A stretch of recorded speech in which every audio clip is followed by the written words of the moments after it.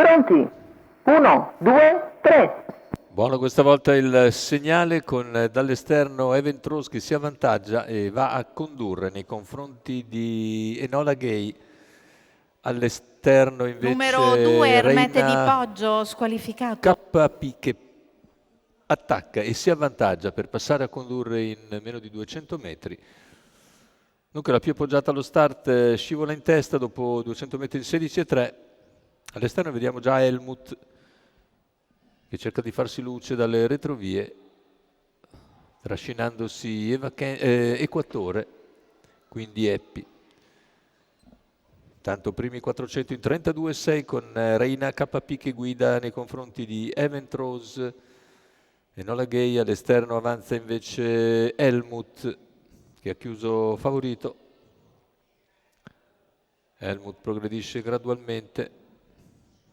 Lungo la corda in quarta posizione c'è Eli Step. Intanto Helmut si avvicina ai primi, anche se non è ancora a tiro del battistrada. Reina KP che completa in 1,6,5 i primi 800 di gara. All'esterno anche Equatore e Eppi. Quindi Eva Kentef.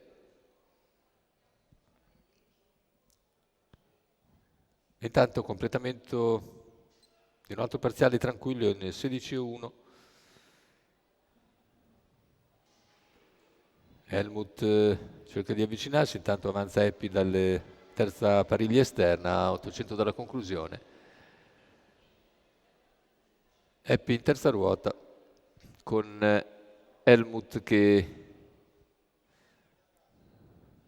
non va ancora su Reina KP. A 600 dalla conclusione, Reina in vantaggio, Helmut che ora prova ad attaccare. Eppi che ha speso per trovarsi dov'è, poi lungo la corda c'è Eventros.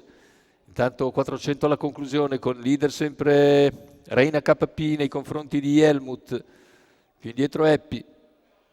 Insiste Helmut a centro pista mentre Eppi fatica a superare Eventros. Completamento della piegata con Helmut che si sta avvantaggiando. Helmut su Reina KP, finisce di galoppo invece Eppi, ultime battute con il successo di Helmut che vince nei confronti di Reina KP, mentre al terzo è ancora Eventros. 1,18 il ragguaglio finale con 29,3 a chiudere dopo un 28,5 di penultimo quarto. La vittoria per Helmut e Manuel Pistone, assegno con il favorito.